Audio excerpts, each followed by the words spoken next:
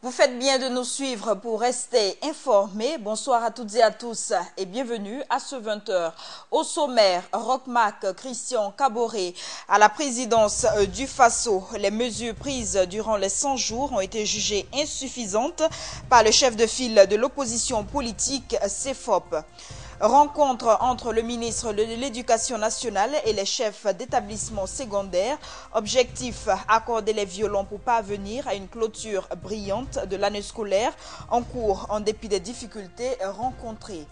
Libre circulation des personnes et des biens, le mécanisme national de suivi de la libre circulation des personnes et des biens a été lancé ce matin.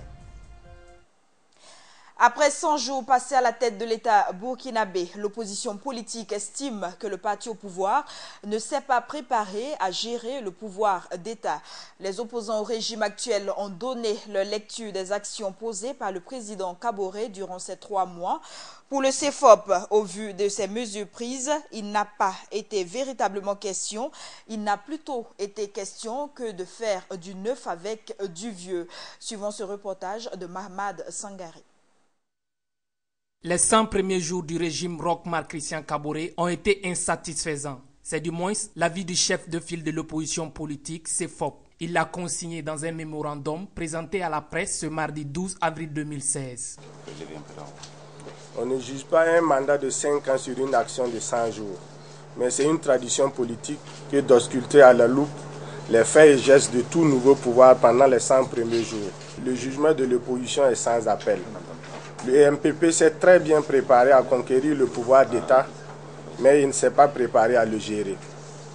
Occupé à se partager les quotas d'un gouvernement qui a de fortes senteurs de patrimonialisation, les nouveaux dirigeants n'ont pas donné de cap à leur action ni réfléchi à un chronogramme des premières mesures à prendre. D'où ces lenteurs et flottements que l'opinion dénonce. Et selon les partis d'opposition, ces 100 jours ont été marqués par une vaine tentative de faire du neuf avec du vieux. La tentative désespérée de faire du neuf avec du vieux. Ce nouveau régime repose sur 3 personnalités. Ce sont le président du FASO, le président de l'Assemblée nationale et le ministre d'État Simon Compaoré, pur produit du système de Blaise Compaoré. En changeant de camp, ceux-ci ont emporté avec eux toutes les mauvaises pratiques qui avaient été tant décriées. Pour le CFOP, le président du FASO a tourné le dos à certaines de ses promesses électorales. Le candidat Roch-Marc Christian Kaboré nous avait vendu la promesse d'un gouvernement de compétences apte à relancer la machine dès le lendemain de l'élection. Or, le casting gouvernemental qui a été servi brille surtout par le peu d'éclat et l'amateurisme des nouveaux promus. Sans compter que dans la formation de ce gouvernement, on a oublié de donner leur chance aux femmes et aux jeunes, compétents et intègres, qui sont légion dans ce pays et qui ne demandent qu'à servir. Sur la question des personnalités de la transition incriminées dans l'affaire dite d'île de parcelles, le CFOP estime que le nouveau gouvernement utilise la transition comme bouc émissaire. Et les mesures prises par le président Kaboré et son gouvernement pour résoudre la problématique de l'emploi des jeunes ne sont pas nouvelles. Il s'agit de recyclage de mesures déjà existantes sous l'ère Compaoré. C'est ce que pense l'opposition burkinabé. Les partis politiques affiliés au CFOP l'ont fait savoir ce matin lors de leur conférence de presse. Hassan Nakro. La série de création d'emplois entamée par le président Roch-Marc Christian Kaboré pour répondre aux aspirations du peuple burkinabé semble ne pas convaincre l'opposition politique burkinabé. D'abord, le recrutement de 4200 enseignants pour renforcer le secteur de l'éducation lancé par le gouvernement est un ancien programme du régime déchu selon l'opposition. Dans le secteur public, le gouvernement Thiéba annonce avoir prévu en 2016, dans le domaine de l'éducation, le recrutement de 4200 enseignants pour le poste primaire, et cette mesure n'est pas nouvelle. Le régime de Blaise Compaoré l'a expérimenté en 1993 et n'a pas permis de résoudre structurellement le problème du chômage. Ensuite, le programme des 16 000 agents communautaires de santé lancé par le gouvernement est aussi remis en cause. Dans le domaine de la santé, le recrutement de 16 000 agents communautaires a été prévu. Mais des agents communautaires qui percevront mensuellement 20 000 francs CFA une somme inférieure au SMIC. La mesure, d'ailleurs, n'est pas nouvelle, car ces structures ont existé depuis 1979, date à laquelle la Haute-Volta d'antan avait adopté les soins de santé primaires comme une stratégie de développement de la santé. Enfin, les 9000 jeunes qui seront recrutés pour le compte du programme Haute Intensité de main-d'œuvre IMO serait aussi un programme version Compaoré. Dans le domaine des infrastructures, il est prévu également le recrutement de 9300 jeunes au profit de 49 communes urbaines dans le cadre de la mise en œuvre du volet travaux à haute intensité de main-d'œuvre IMO. Il s'agit là encore de recyclage d'une mesure ancienne. En effet, le projet IMO avait déjà été lancé par le régime Compaoré comme solution au chômage des jeunes et prévoyait sur la période 2014-2018 le recrutement de 46 800 jeunes, soit en moyenne 9 360 bénéficiaires par an. Pour l'opposition, aucun des programmes ne répond actuellement à la question de résolution du chômage des jeunes au Burkina Faso.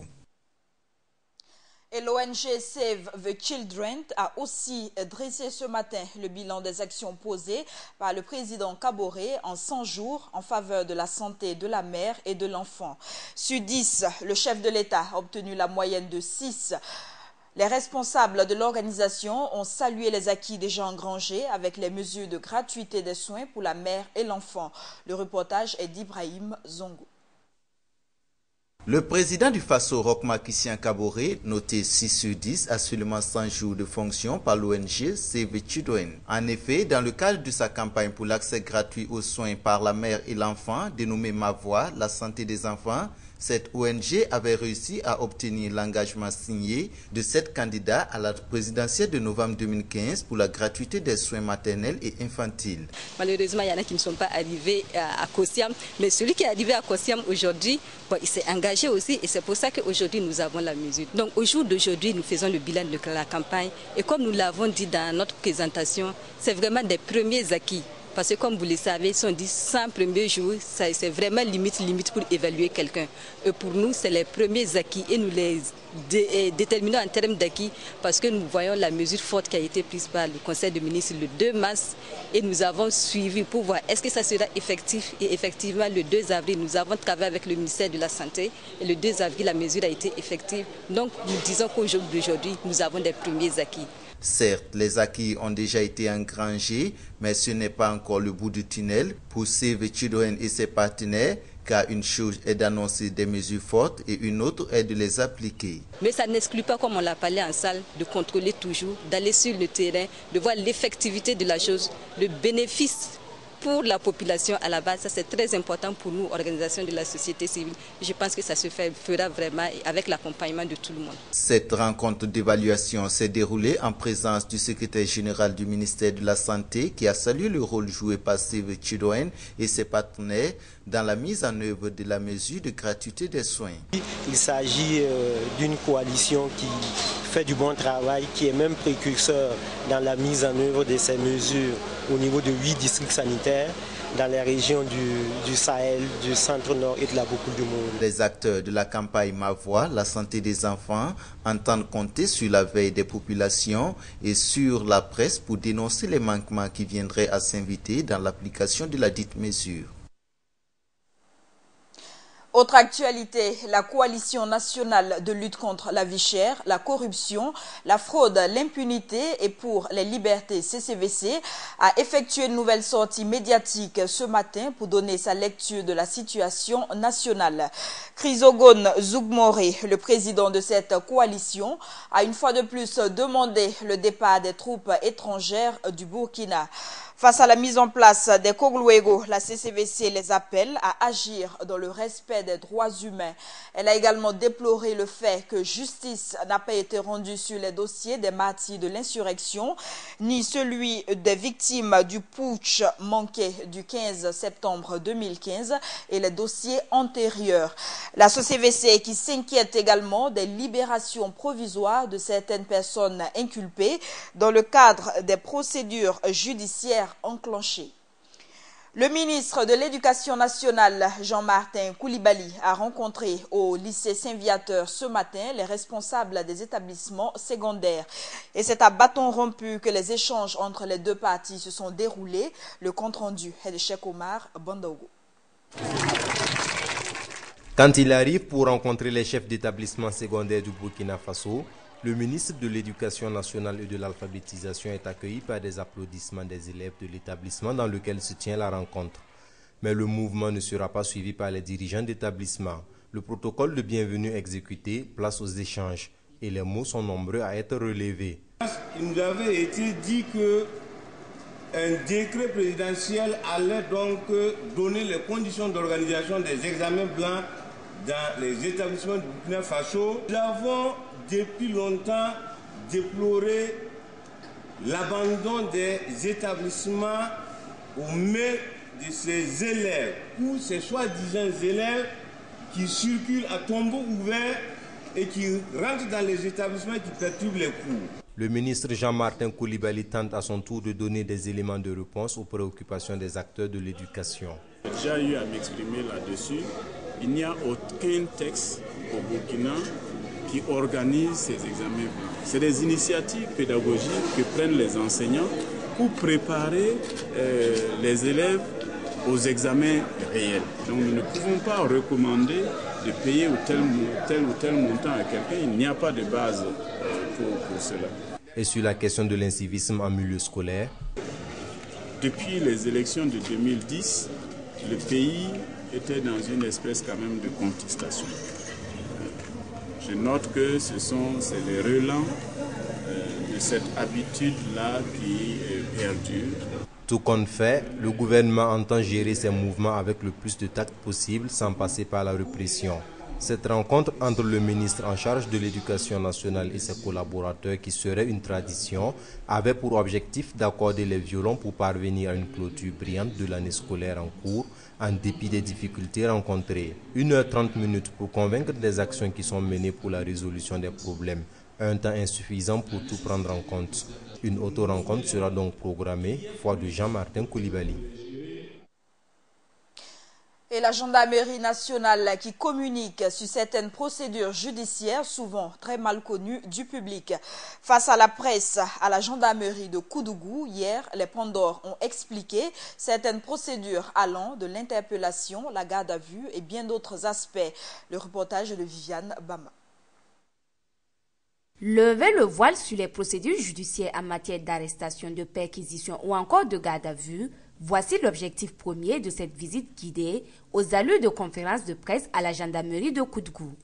Il s'agit pour les praticiens de la police judiciaire d'expliquer aux hommes de médias la démarche à suivre dans une procédure judiciaire, en commençant par l'interpellation et la garde à vue. C'est une mesure coercitive qui a été mise à la disposition de l'OPJ pour l'exécution des enquêtes. C'est une disposition légale. Donc, s'il y a des soupçons, ou bien nous pensons que vous pouvez donner des éléments, et à la suite des investigations, il se révèle que vous n'êtes pour rien, mais vous êtes libéré. Mais pour des raisons précises, la garde à vue peut être prolongée. La durée, c'est 72 heures. 72 heures, avec une possibilité de prolongation de 48 heures. La prolongation de 48 heures est accordée par le procureur du Faso en cas d'enquête préliminaire et en cas de flagrant délit, par le juge d'instruction en cas de commission rogatoire et sur flagrant délit. Tout citoyen burkinabé peut être gardé à vue, mais il faut noter qu'il existe des exceptions permettant à certaines personnes d'éviter la garde à vue. Le chef de l'État et les diplomates et leurs familles. Après les diplomates et leurs familles, bon, les députés dans certains cas. Mais si c'est au cours d'un cas de crime, flagrant délit, de crime, et qu'il est reconnu qu'il existe des indices graves et concordants de nature à motiver l'inculpation du député, il peut être gardé à vue. Au-delà de la garde à vue, les modalités d'intervention, d'interpellation ou encore de perquisition ont été abordées avec les hommes de médias. Et qu'en est-il de la collaboration entre la gendarmerie et les groupes d'autodéfense, les Kogluego? Le commandant de regroupement de la gendarmerie départementale de Koudougou répond à cette interrogation dans ce reportage signé Viviane Bama. Groupe d'autodéfense ou Kogluego, ces individus armés ont pris en main la sécurité des biens et des personnes dans plusieurs localités du Burkina. Une pratique pour laquelle plusieurs éléments Kogluego ont déjà eu des prises de bec avec les forces de sécurité, notamment les gendarmes. Pourtant, une collaboration reste possible entre ces deux parties comme ce fut le cas dans la poursuite des assaillants de l'attaque de la poudrière de Nimdi. Lorsque nous avons jeté notre dispositif pour prendre quelques personnes, vers 3 h du matin, il y a un groupe qui est rentré dans notre dispositif, mais malheureusement, nous n'avons pas pu mettre le grappin sur eux. Et les intéressés ont abandonné leur monture et se sont évanouis dans la nature. L'information a été portée à Kogluego, qui, dès 4 h du matin, près de 600 Kogluego se sont mobilisés, encadrés par les gendarmes, ont encerclé la zone. Pendant 6 heures d'horloge, la zone a été passée au peigne-fin. Ce qui a permis ce jour-là d'interpeller un qui s'était niché dans un arbre et de prendre un qui s'était en temps retranché dans Kogluego. Encore faut-il que les Kogluego se soumettent à l'autorité de l'État et acceptent de se faire encadrer. Kogluego n'est pas mauvais dans l'intégralité. Kogluego peut bien nous aider pour peu que Kogluego bannisse certaines pratiques.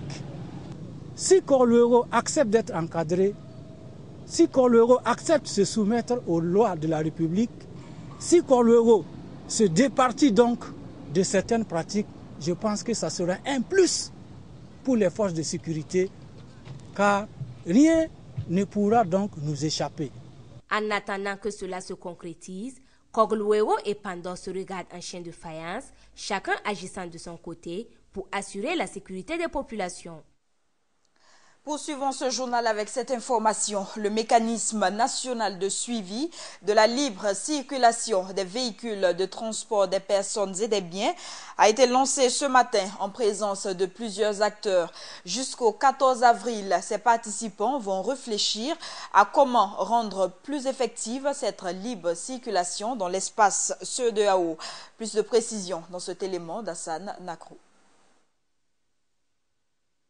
Comment rendre effective la libre circulation des véhicules de transport, des personnes et des biens dans l'espace CEDEAO?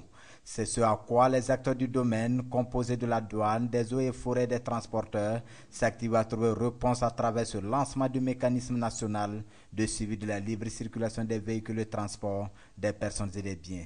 Cette libre circulation entamée depuis 1979 par les États de la CEDEAO peine toujours à prendre effet, même si quelques acquis ont été engrangés.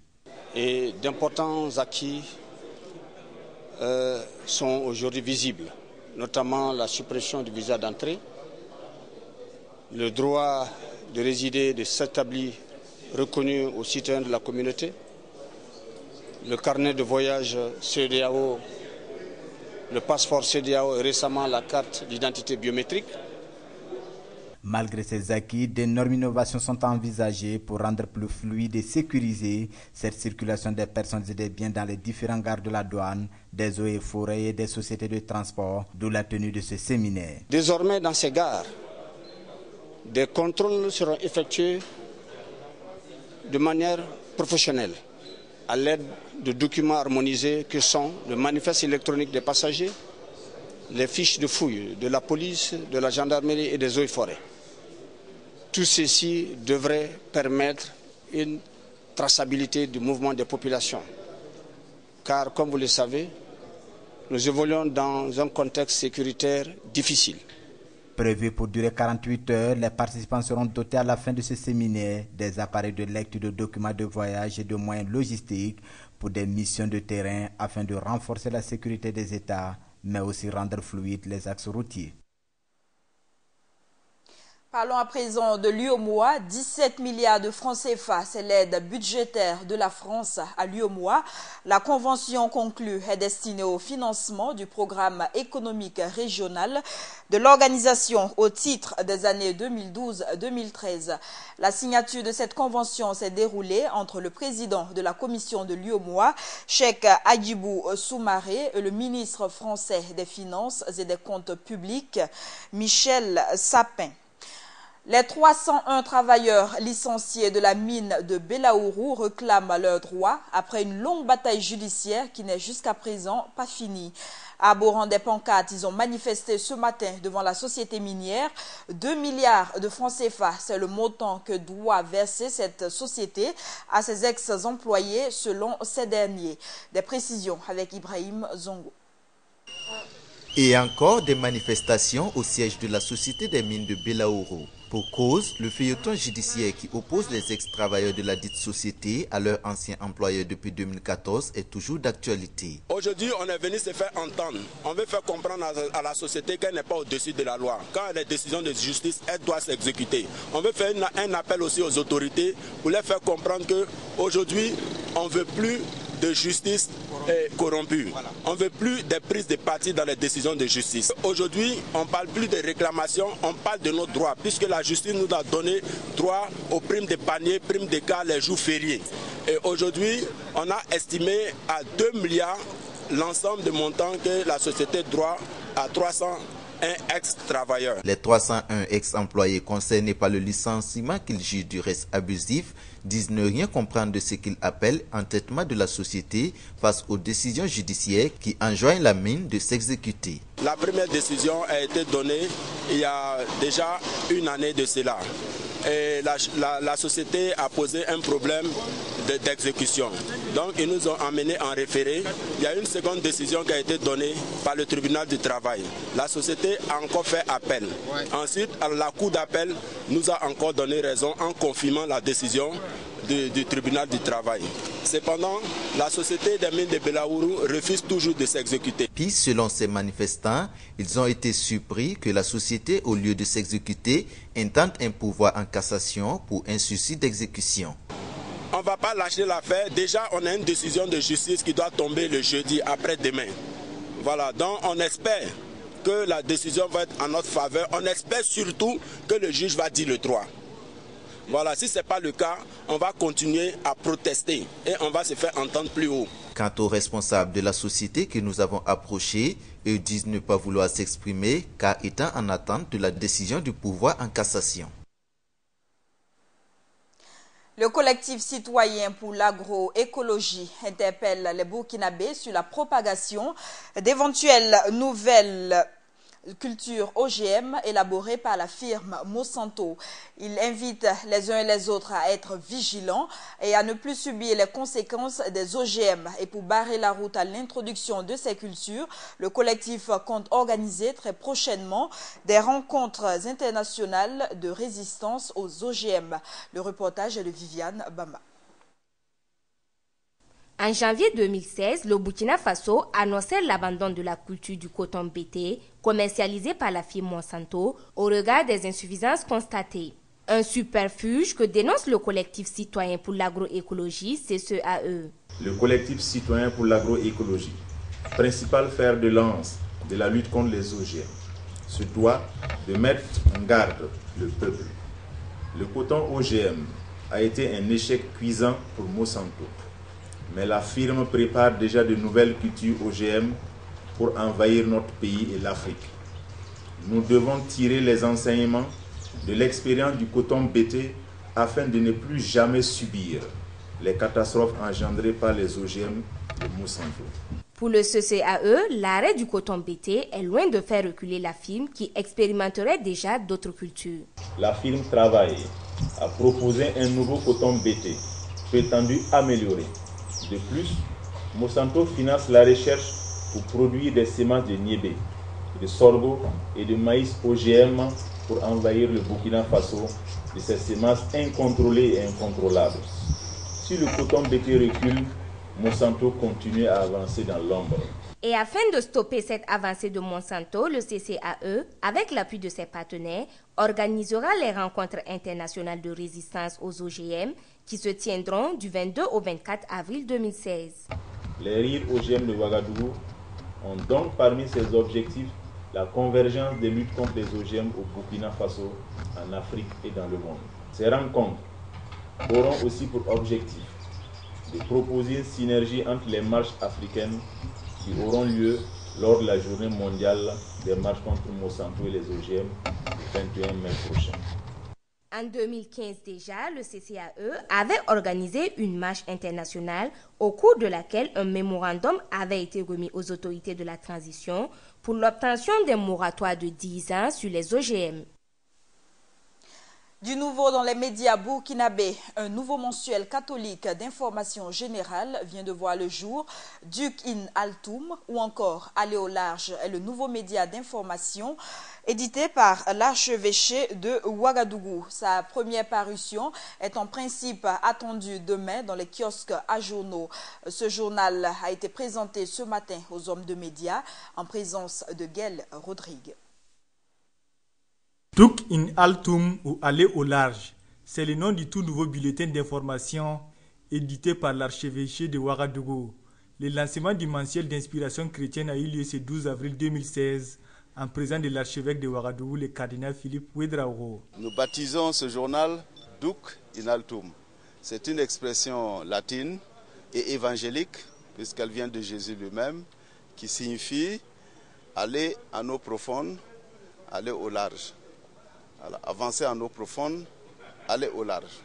Voilà, donc on peut le traduire aller au large si on veut impliquer tout un chacun dans une dynamique que nous voulions créer dans la vie individuelle, familiale, sociale. Nous ne devons pas baisser les bras. Alors c'est un appel très fort et ce journal qui est d'inspiration chrétienne voudrait être le journal de tous. Ce journal fonctionnera grâce à l'appui de Bayard Afrique et de plusieurs personnes de ressources. Ce périodique qui s'adresse à toutes les confessions religieuses existantes abordera dans ses colonnes plusieurs rubriques.